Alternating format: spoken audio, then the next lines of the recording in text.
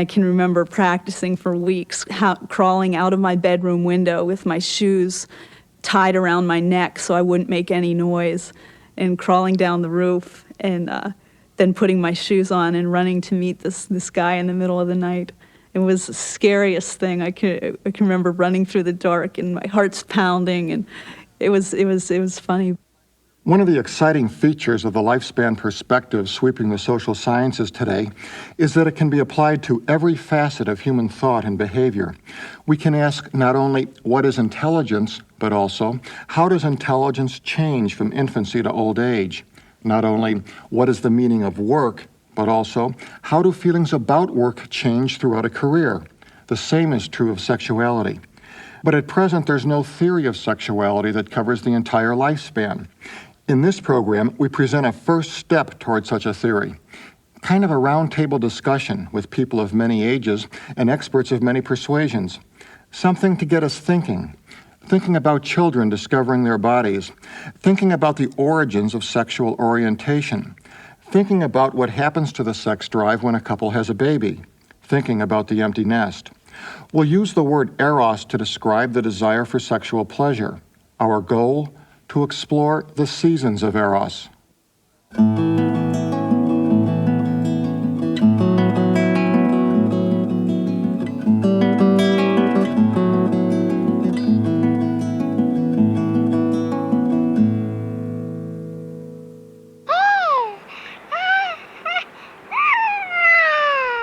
We're all sexual beings, and we're sexual beings from the time that we're born. There are parts of our bodies that are very exciting for us to explore. Actually, babies are very excited to explore all parts of their bodies. Professor Janice Gibson has studied the development of children in a number of cultures. We're born, she says, with a capacity for sexual pleasure that pervades the entire body. Some parts of the body give more pleasure than others.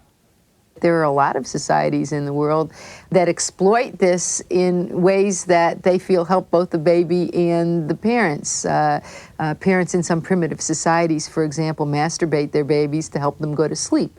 It makes the babies happy and it makes the parents happy. We don't do that in our society. And we tend to try to hide those parts of the bodies that provide the greatest amount of satisfaction. But if you take a diaper off a small baby and you give him the opportunity, the first thing he's going to do is to begin to explore his genitals because it feels good, and he'll exact a great deal of pleasure from that. Research has shown that children have some idea of whether they're boys or girls as early as 18 months. Later, they start to get curious about what that means. As kids get older, they begin to notice that they're physically different from one another. And sometimes that leads to problems. When my daughter was 2 years old, she discovered that the little boy next door was very different from her, that she pulled off her pants, he pulled off his pants. I looked out the window and everything looked fine. I just saw the tops of their heads, and then my next door neighbor came running into the house. Gibson's daughter had decided to play doctor. Kids are very interested in similarities and in differences, and American kids, more so than kids from societies where they have access to other children and other children who are undressed.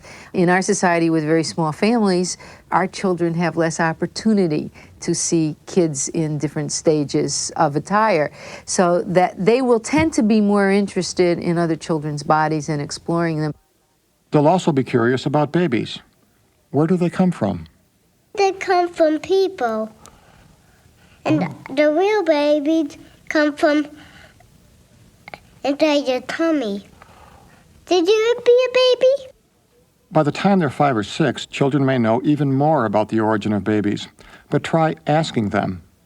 How old is Rachel? 1. You didn't know where Rachel came from? Yes, I do. Oh, where? Ann Arbor. Is that where you came from, too? No, where'd you come from? Up north. Psychologists have observed that around the age of 5 or 6, sexuality goes way up north. It seems to disappear. Eros enters what's called a latency period. According to Dr. June Reinisch, that may be society's doing, not the child's. What the latency period means is that children get to understand that our society is very uncomfortable about sexuality. And so they go underground.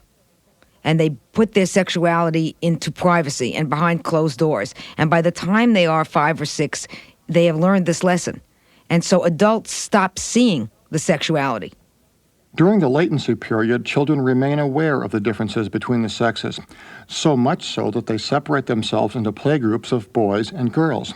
In elementary school, it's downright embarrassing to be seen in public with someone of the opposite sex. But it's still okay to talk, boys about girls and girls about boys. Like, who's a neat boy to talk about? Patrick Swayze. Patrick, well, what's so neat about Patrick? He's cute. He's cute. Is that it? Yeah. Is that all it takes? You just got to be cute? Yeah.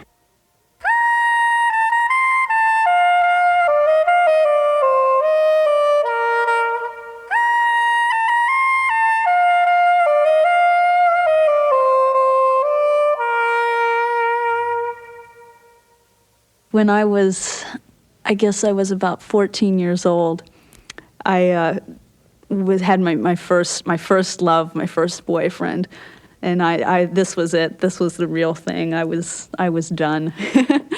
So we decided that we were going to meet in the middle of the night one night, and I can remember practicing for weeks, crawling out of my bedroom window with my shoes tied around my neck so I wouldn't make any noise.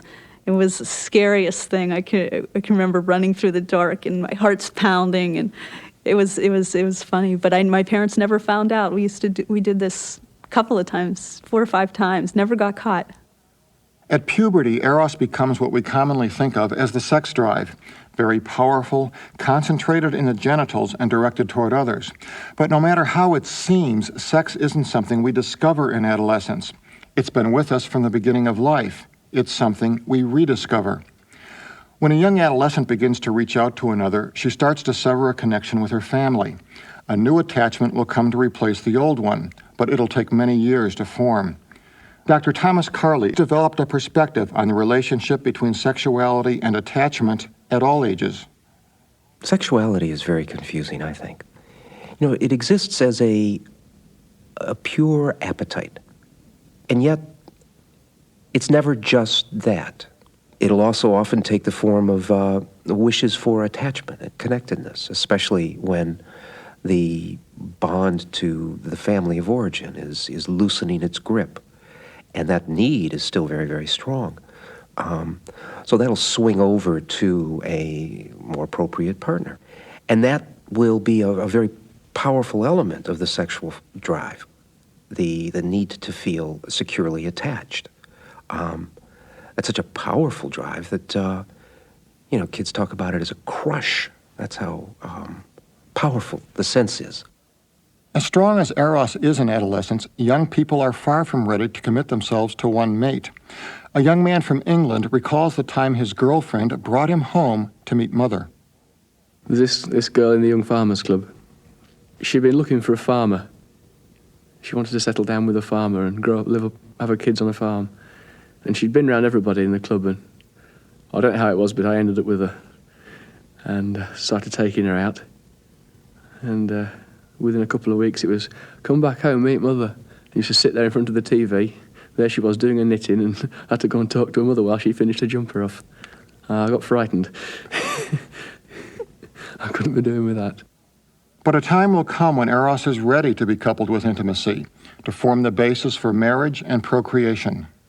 Our relationship seemed so right and so close, and we really did feel love for each other.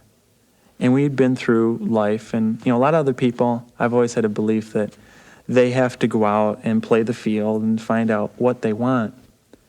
Me and Shelley, we came together and it seemed just so right. Data show that the frequency of sexual intercourse typically increases in the 20s. It's not that Eros is stronger than it was in adolescence, but rather that emotional bonds are being formed and people are getting married. In our 30s, according to Laura Nitzberg, we look for a different kind of mate than in our 20s. Nitzberg is a social worker. I think for women, the age of 30 really is a line of demarcation in terms of sexuality and maturity. I've seen women, known women, treated women who express that around the age of 30, their choice of a man becomes very different. That in their 20s, they may have been attracted to powerful men, very handsome men, men who would make them feel great in terms of the world and their own self-esteem.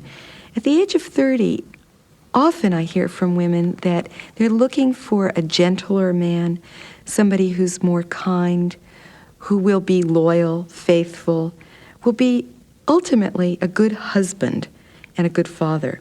So therefore, I think they tend to be less interested in multiple sexual relationships, and I think they're looking to settle down if they haven't already done so.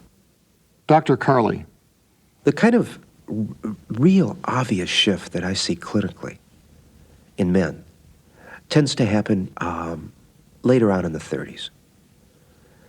The shift that I'm talking about is one in which the man is much more focused on one woman, much more able, without a sense of deprivation, to exist in a monogamous relationship. It may be that there's less need for the kind of confirmation that multiple women has for a man. But whatever the reasons are, there's a fundamental shift, I think, in the sexual drive in men. No matter how their preferences change, most people eventually fall in love and marry. The initial excitement is important. Professor Nitzberg. The high of falling in love is actually necessary for a good marriage and a good relationship. The couples that I've treated who didn't have that in the beginning get into a lot of trouble later on. And at least when couples have that, they can go back to that and remember wonderful times. Remembering wonderful times will help when children arrive. Dr. Carley. That represents a major transition or developmental step in the life history of a couple. It's different. It's a punctuation point. And the tasks of being husband and wife and mother and father are different than the tasks of just being a husband and a wife. We'll be, making love, and all of a sudden you hear this, wah, wah, and we'll have to go, all of a sudden get out of this love trance. The husband's response to that is going to be variable. And there's often a sense of being displaced. Fathers have to deal with that. It may take quite some time after the birth for the couple to begin to be able to come back together as husband and wife again, rather than as always mom and dad, mother and father. Throughout the years of raising children, a couple's sexual relationship will change, just as it will for those who take a different path.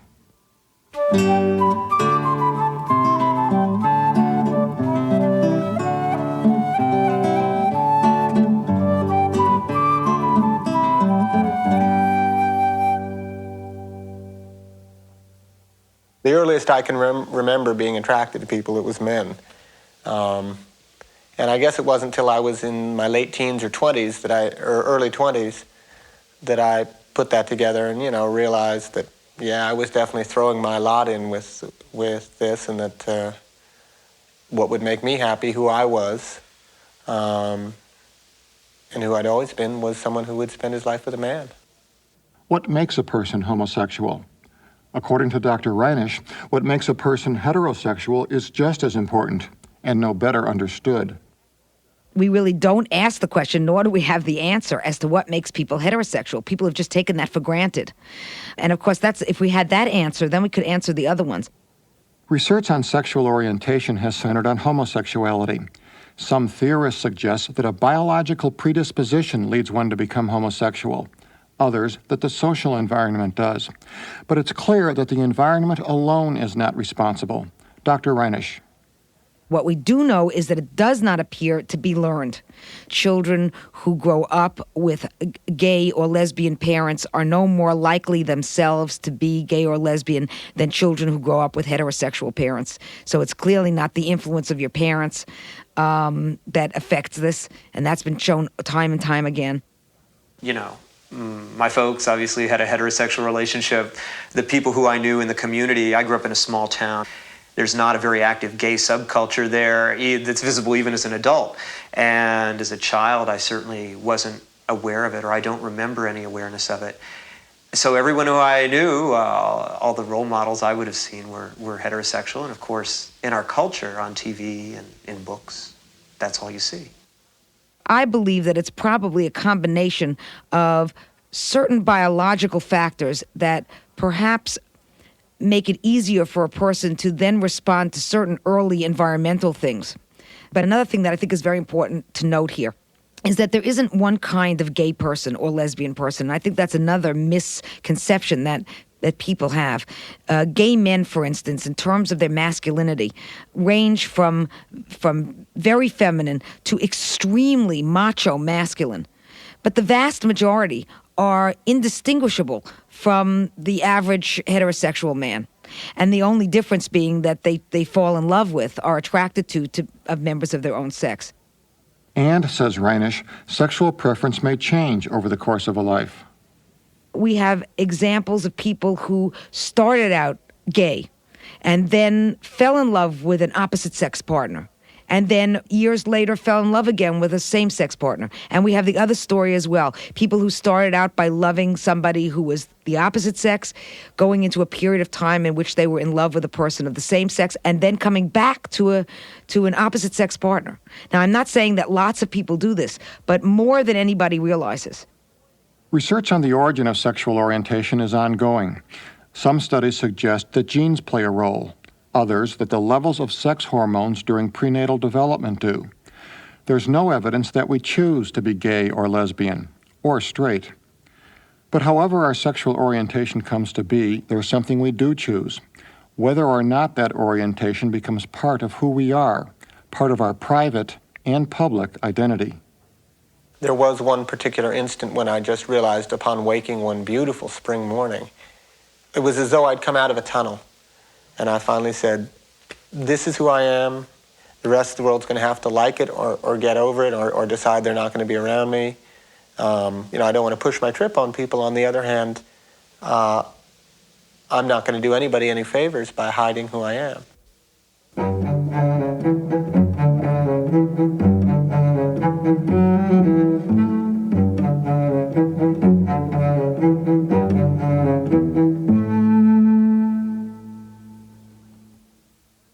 Finally, we had just the one child, and for 2 years, and then this past fall, she went off to college. And so we were alone for the first time in 22 years. And for me, it was like a woman waking up, discovering almost a total stranger in bed with her, but it was like waking up from a coma, and it was great. What is sexuality like once the childbearing and child-rearing years are over? It seems that for husband and wives who have nourished each other, the empty nest often creates a new season for Eros, a second spring. When kids were around, sex was like, well, brushing your teeth. You brush, you floss, you go to bed, you make love, and fall asleep after the 11 o'clock news every night, and it becomes kind of a routine. But with kids gone, there's time for sensuality. As one movie character said, I like long, slow, wet kisses that last for 3 days. Dr. Reinisch. So starting in early 40s, there are many couples who report that, in fact, this is the best time for them. The most sensual, the most sexual, that they rediscover each other after the children have left, and that they find that their sex life is better and more exciting than it even was when they were young people. Freedom from the fear of pregnancy helps. In the United States today, the number one form of birth control over the age of 40 is surgical sterilization, either vasectomy, tubal ligation, or hysterectomy. Around the age of 50, menopause will provide additional freedom for many women. Professor Nitzberg. I think there's certainly no doubt that the hormonal shifts have a tremendous impact on women going through menopause. And there's tremendous discomfort and certainly a sense of loss for some women. Many women also talk about relief at having once and for all not having to go through the monthly curse. So I hear both sides of it. And I've seen many couples in their 50s and 60s where the woman is very able to enjoy sex. Though couples can enjoy sex well into late adulthood, medical problems may limit their ability to do so. The death of a partner may lead some to terminate sexual activity altogether. This is Dr. Robert Butler. It's a very personal matter. Some people have special attachments, even to deceased lovers and spouses, that may lead them to feel that they do not wish to have any more sexuality. Or from the very beginnings of life, one may have made a commitment to one's religion in a form of chastity or entry into a priesthood or in some form of religious expression. And we do not regard that as in any sense abnormal. Long-range studies have shown that on the average, the frequency of intercourse declines as people grow older, but much depends on the individual. It comes in moods, and your performance all depends on the time between the first and the last time. If you're a 1 week man or 1 day a week man, fine. If you 1 day every 2 weeks, fine. I think in my particular case, the longer I lay off, the better I am, you know. As I get older, the sex act itself has become less important to me, partly because of my husband's illness. I can't say that I would be unhappy if we were able to do it more often, but I don't feel deprived. The interest that I have in that connection is, to slightly exaggerate, almost continuous. I have no problems with interest. Downward, the response isn't quite the same as the interest from the neck up. Right. For genital sexuality to continue in old age, some change in technique may be necessary. Dr. Ranish. You have to be in good physical health, and you have to understand that as people get older, they need more stimulation in order to have full sexual expression. I mean, kissing, hugging, cuddling, and all that stuff is great and very important part of sexuality. But in terms of reaching orgasm, both men and women need more stimulation. It doesn't necessarily mean harder. And sometimes it means adding a little erotica to your life. Or it may mean using sexual techniques that you didn't need to use or want to use earlier in life, but now provide more stimulation for either the man or the woman. The same long-range research that shows that frequency of intercourse declines with age reveals something else. Those who enjoy sex most in their later years are usually the same individuals who enjoyed sex most in their early years. The best predictor of sexual activity in the 60s and 70s is sexual activity in the 20s, 30s, and 40s. Dr. Ranish. One of my favorite stories to tell with regard to that is about Louis XIV. When he was 72 and his wife was 70, she went to her father confessor. And in those days, the confessors used to keep notes to send to Rome about what the kings and queens were talking about in confession or when they came for advice. And she came to her father confessor and said, "Please, Father, the king wants to have sex twice a day. And of course, I always say yes. But don't you think that now that he's 72 and I'm 70, couldn't I say no once a day to him?" And the father confessor said, "No, my child, when the king is happy, France is happy." But twice a day or even twice a week may not be the point. In later life, says David Gutman, Eros broadens into a sensuality that permeates the entire body, the way it did in infancy. Professor Gutman and Dr. Butler. It's as if your body says, well, I don't have to be so completely mobilized towards one form of object, one form of pleasure, and a relatively spasmodic one at that. I can begin to recapture some of that more diffuse sensuality as opposed to strict sexuality that I had before. So that the kind of sexuality that emerges later in life may be oriented more toward nurturance, the relationship, the mutuality, a broader aspect of sensory experience, and not only the experience of intercourse itself. It's what this woman has discovered. The quality of sex as you get older is not so much in how powerful the orgasm or how many orgasms you have, but just touching and being together and loving. Professor Gutman.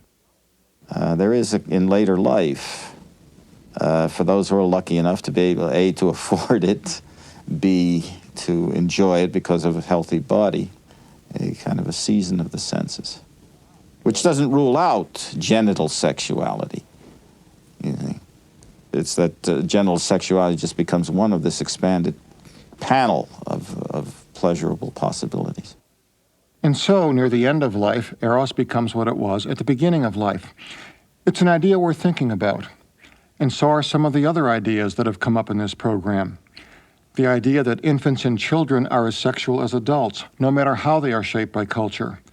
The ideas that adolescents don't discover sexuality, but rediscover it. That sexual orientation isn't simply learned or chosen. That Eros changes when children arrive, and again when they leave the nest.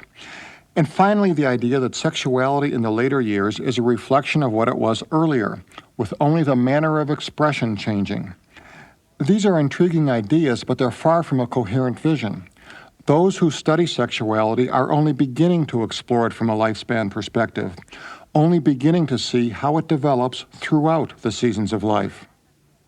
My husband once said that he would like to die as the result of a night of long, passionate lovemaking, and then with a smile on his face or a grin on his face that the undertaker couldn't remove. And then they could put on my tombstone, "Was it good for you too, dear?"